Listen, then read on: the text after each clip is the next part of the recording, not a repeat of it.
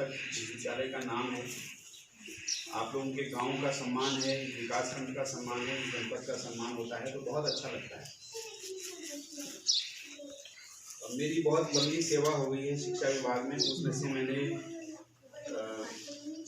लगभग 10-12 साल विद्यालयों की मॉनिटरिंग की है। बहुत कम ऐसी जगह मुझे मिली जहाँ पर जाके ऐसा लगता है कि जितना समय भी विद्यालय में रहे वो बहुत कम है। पूरे दिन रहना चाहिए था, लेकिन कुछ सरकारी व्यवस्थाएं ऐसी होती हैं कि हम पूरा दिन नहीं दे पाते हैं। नहीं तो मेरी इच्छा ये होती है प्रत्येक कक्षा में जाके बच्चों के साथ शिक्षण कार्य में भी संलग्न रहूं, आप लोगों को पढ़ाऊं भी, और जो वास्तविक अनुभव होते हैं वो कक्षा कक्ष नहीं होते। लेकिन फिर भी जैसा मैं आप लोगों के गुण यहाँ पर देख रहा हूँ, बच्चों में जो भरे हुए हैं, जो संस्कार हैं, जो आदतें विकसित की गई हैं, उसके लिए आप सभी शिक्षक शिक्षिकाएँ बहुत बधाई के पात्र हैं। और आज जिस उपलक्ष्य में मैं यहाँ आया हूँ वो दूसरा ही उपलक्ष्य है। वो उपलक्ष्य ये है कि इस समय नई कक्षाओं में प्रवेश चल रहे हैं ना, एडमिशन जिसे कहते हो आप, है ना। तो जूनियर हाई स्कूल जो है ये, इसमें 6, 7, 8 की कक्षाएं संचालित होती हैं। तो यहाँ प्रवेश किस कक्षा में होते हैं? ज़्यादातर 6 में होते हैं। जो 6 में बच्चे आते हैं प्राइमरी से, वो कक्षा पास करके आते हैं, उनके लिए बिल्कुल नया माहौल होता है। स्कूल बदल जाता है, साथी बदल जाते हैं, अध्यापक बदल जाते हैं, है ना। तो जिस स्कूल में आप 5 साल तक रहे होते हैं, अचानक से वो बदलता है तो थोड़ा सा कुछ खुशी और कुछ बुरा भी लगता है ना। ऐसा होता है क्योंकि ऐसा महसूस होता है कि हम दूसरे के घर में जा रहे हैं, जिसे अब धीरे धीरे हमने अपना बनाना है, ठीक है। और उस विद्यालय के जो शिक्षक शिक्षिकाएं हैं वो अपने माता पिता से भी बढ़ते हैं, जो आप में इतने अच्छे गुणों का समावेश कर रहे हैं। तो कक्षा 6 में जो भी बच्चे यहाँ आए हैं, जो कि जहाँ से भी आप आए हैं, मुख्य रूप से जरोली प्राथमिक विद्यालय से आए हैं, तो आप सभी का बहुत स्वागत है। हम आपके उज्जवल भविष्य की कामना करते हैं और बहुत सम्मान के साथ आपका स्वागत इस विद्यालय में किया गया है। तो आपसे भी हमें ये उम्मीद है कि जैसे अन्य बच्चे इस विद्यालय का नाम रोशन कर रहे हैं, ऐसे ही आप विभिन्न विधाओं में, न केवल पढ़ाई में, अब समय बिल्कुल बदल गया है बच्चों, अब केवल पढ़ाई के ज्ञान में और 70, 80, 90% लाने से आपका भविष्य नहीं बनेगा। अभी जैसे वो बच्चा बोला था, क्या नाम है उसका? अनुज। तो इस तरह का आत्मविश्वास होना चाहिए। कितना अच्छा धारा प्रवाह था, कहीं पर रुकावट नहीं। ऐसा लग रहा था कि जैसे इतना धारा प्रवाह तो कोई सामने कोई स्क्रीन में लिखा होता तो उसको देख के भी नहीं पढ़ता। लेकिन ये सब चीजें आपको माता पिता ने तो नहीं सिखाई, किसने सिखाई है? गुरु ने सिखाई है। तो गुरु का स्थान कहाँ पर हुआ? माता पिता से भी बढ़ के, है ना। उन्होंने तो जन्म दिया आपको और प्राथमिक शिक्षा वहाँ से आपको मिली, लेकिन जो जीवन में आगे बढ़ने की जो लगन है, जो हौसला है, जो आत्मविश्वास है, जो संस्कार हैं, वो जो हैं यहाँ पर आकर आपके विकसित होते हैं। आपने खुद महसूस किया होगा 2 साल से ऊपर के कोरोना काल में आपको घर में छुट्टियां तो बहुत सारी मिली ना, लेकिन धीरे धीरे जब बहुत ज्यादा छुट्टियां हो गई घर ही घर में, क्या आपका मन लगता था वहां पर? नहीं लगता था ना। दिल से बोल रहे हो? अभी क्या लगता है आपको? स्कूल अगर 6 महीने के लिए और बंद हो जाए तो आपको खुशी होगी या दुख होगा? क्योंकि आपने महसूस कर लिया ना, कि घर ही में रह के हम बहुत कुछ चीजों से वंचित रह जा रहे हैं, है ना। अपने दोस्तों से, गुरुओं से, स्कूल से। तो इसकी बड़ी रुकावट, बड़ी बाधा पड़ी है कोरोना के समय से। अब हम उम्मीद करते हैं, भगवान से प्रार्थना करते हैं कि ये चीज़ दोबारा लौट के ना आए, लेकिन उसके लिए भी आप लोगों को थोड़ा सतर्क रहना पड़ेगा अभी भी, है ना। अभी भी सतर्क रहिए, सतर्क खुद भी रहिए अपने घर में, क्योंकि आप विद्यालय से काफ़ी कुछ चीज़ें सीख के जाते हैं। यहाँ आपको कोरोना से बचाव के बहुत चीज़ें बताई जाती हैं, बचाव के ना उपाय। तो ये चीज़ें आपने अपने आसपास अपने घरों में भी बताना है कि अभी ये गया नहीं है कोरोना, मोदी जी को कहते हुए सुनते हो ना, कोरोना कम जरूर हुआ है लेकिन खत्म नहीं हुआ।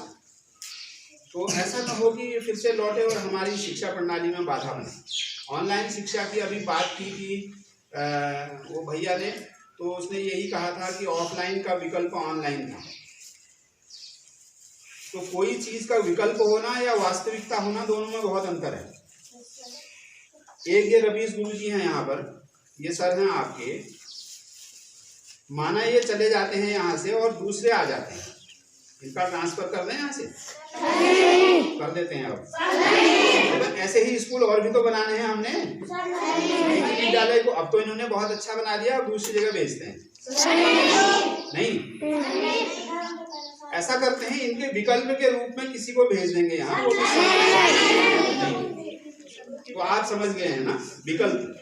मैं आपको समझाना चाह रहा था विकल्प क्या होता है। कोरोना काल में ऑफलाइन का विकल्प था ऑनलाइन, तो विकल्प अच्छा था या ऑफलाइन अच्छा था? ऑफलाइन अच्छा था। तो गुरुजी अच्छे हैं या इनका विकल्प अच्छा रहेगा? गुरुजी। तो किसी भी चीज को विकल्प मत बनने दिया करो, ठीक है।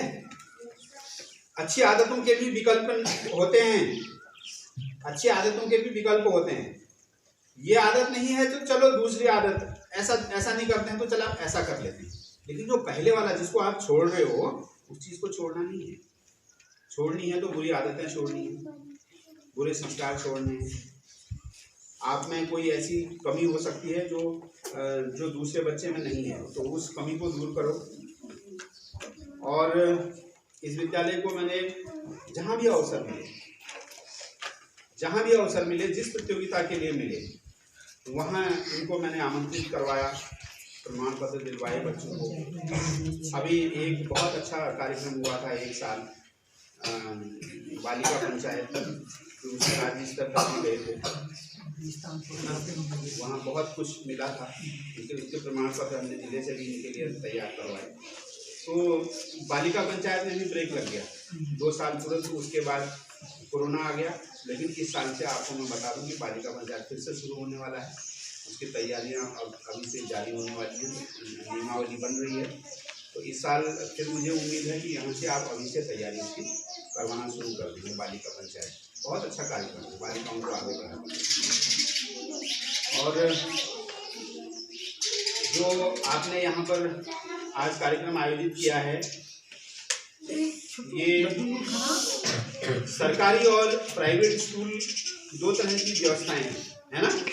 प्राइवेट स्कूल जानते हो, आपके शिशु मंदिर से लेके जो पब्लिक स्कूल, बहुत सारे नाम के जो गवर्नमेंट स्कूल होते हैं, पार्टी में भी बहुत सारे होंगे, मल्लिकार्जुन वगैरह, ये सब प्राइवेट स्कूल है ना।